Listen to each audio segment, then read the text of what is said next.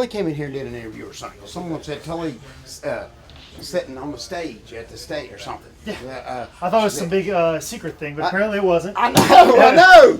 Because they put on our Tully is highspots.com. Watch yeah, out. exactly. Yeah. Sitting on the here it is.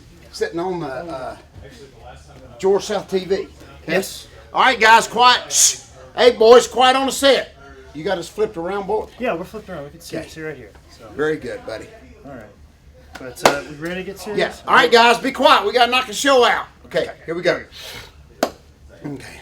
Ladies and gentlemen, welcome to another edition of Dad, You Don't Work, You Wrestle. That's right. You hear the claps. You know what time it is. You know the first question. Jordan, how was your day? Bullet, it was a great weekend. As you know, Bullet, we've been all over the world, as we always have. The second greatest book. Sold half a case of books this past weekend. I got another case ordered, and it will be here shortly before I take back out this week. But we just want to thank everybody for watching George South TV, as we always do. Always do. Had a great week. Our first Charlotte Motor Speedway show was this past Saturday morning. Round one. And we're still alive, still kicking. Some of the best free breakfast that you've ever ate, boy. You will be with me this week. Everyone missed you this past week. Of course, this coming Saturday morning, we'll be right back at Lowe's Motors, Charlotte Motor Speedway. I got to get that right.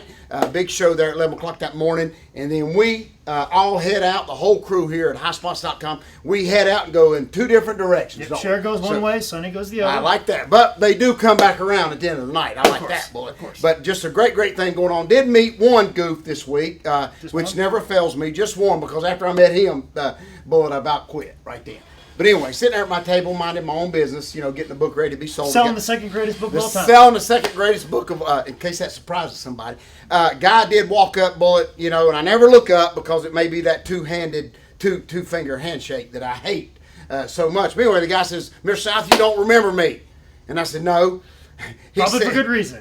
He said, I swear to you, Bullet, he said, well, I bought the Bumblebee gimmick off of a guy. That's what he told me. And I said, really? I said, why didn't you just create your own? Like I'm carrying a conversation on with this Goofy, the Bumblebee Goof, believe it or not, boy. But anyway, and then when I said, why didn't you just create your own? He said, oh. And then I ended the conversation, Bullet. That's how you did it? That was it. That was it. He just kind of, I think a light bulb went off that maybe he could have went and created his own Bumblebee gimmick instead of buying this one. But anyway, what the heck? I think I was mad that I couldn't have sold this guy the Bumblebee gimmick.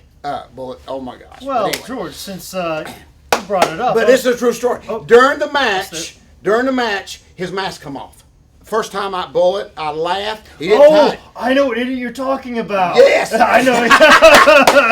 Oh, so you've heard of the Bumblebee gimmick? I've heard of the Bumblebee gimmick. Oh my gosh, Bullet. I've never seen the mask come off. Oh my gosh. And he ran to the dressing room and didn't want to come back out because he said people saw my face. And I swear to you, Bullet, I don't know what. He should be more concerned with the fact that people can smell him because he's the worst smelling guy ever. Worst thing. They could probably smell who it is. Worst ever, Bullet. Worst thing ever. Now you know it's the same person. Yeah, same exact Bumblebee. I'm glad to see that ain't two Bumblebee goofs. But anyway, got a lot going on, Bullet. I know you got a big show this coming Saturday night also, yes, Bullet, when we split up from our Speedway show. And folks, just got a lot going on. We hope everybody buys this book this week, man. And it's a great book. Did a radio interview today out on the coast. Where was that? I don't even remember now. But anyway, it was a good radio. It'll be up before long. The whole radio interview, guy let me talk about my book for about 30 minutes. And all he did was said, hey. And he might have aired 2 minutes of it, but he let you talk for 30. The sponsors are beaming in and telling me to shut up and everything else. But he said, hey, and I did the rest. About 30 minutes. Talk about this book. Kind of like the show right here. But let me jump in as a good co-host would. And, it's been a while since I've kind of thrown a story at you. We just kind of had a free-flowing conversation. Now it's for me to throw something at you. I like to remind you of something. So we talk about awful gimmicks. There's a gimmick that you're kind of cosmically linked to forever, and that is the Ding Dongs. Oh, my From goodness. Belleville, Illinois. Belleville, Illinois. Man. Supposedly, you're the guy that I killed their career. You killed their career. I mean, of course, this was along the lines of when the Hunchback of Notre Dame, which never saw the day of light, but that was going to be one of the big gimmicks that came out of WCW, but then instead of the Hunchback of Notre Dame, they came up with the Ding Dongs, yes, which basically was these two great guys that they just put in two outfits that had bells sewed all over them. And not only that, the bells wasn't sewed on all that good, Bullet. So every time we locked up, the bells went flying. They slammed me on the bells. One of the worst gimmicks, they went to pull the string on the bell. The string broke, so they couldn't ring the bell. Anything that could possibly go wrong with this poor gimmick, Bullet, it did. But I tell you what, I've had that, they did one TV, that was it, Bullet. That was a heck of a payoff. The best thing about this story is me and Cougar Jay was working them that night, and they come up and told us that the Ding Dongs were going over, and I'll never forget Cougar Jay flipping out that we were going to have to do a job. And I said, you idiot, we're going to make $450. Would you please shut up? So, anyway, and I was the one that got pinned. What the heck's he complaining about, boy? What the heck, man? He got $450 for doing nothing. But anyway, one of the all I know is if you're teaming with Jake Manning, there have been no complaints for $450. Buzz it, George. You sit here, they can beat me twice. I don't care. But, boy, that was an amazing time. It was just one of those little things that they tried.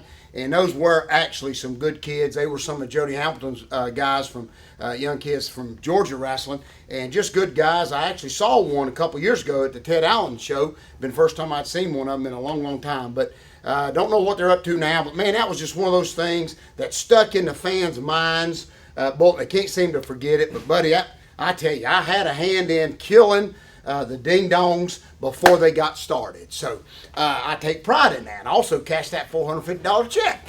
Thank you, Ding Dongs. So Georgia's still around. I know a lot of fans hate that. Georgia's still around, and there ain't no Ding Dongs. Folks, I'm just telling you, keep a job. That's all I'm saying. Well, no matter what it takes, just keep a job, okay? Well, I know a lot of people watch us over their lunch hour, so we're going to let them keep their jobs, and we're going to sign off right now. We got the racetrack. We got a lot of stuff coming up. Got the racetrack. Got a lot of stuff coming up. Of course, we got the big WrestleCade coming up. Bullet. Probably, I don't think there's anybody left. I think we're even going to go book a couple of the ring crew drivers. Had a lot of good feedback this week, Bullet, on last week's episode when we discussed the PayPal situation. Yes. I did take pride in bringing stooging that whole operation off. Didn't know that they took such a large percentage out of the transaction. But brother, they do. And I had a lot of people, believe it or not, thank me. Did have one goof write me a letter. Boy, I'm going to punch you in the face if I ever see you.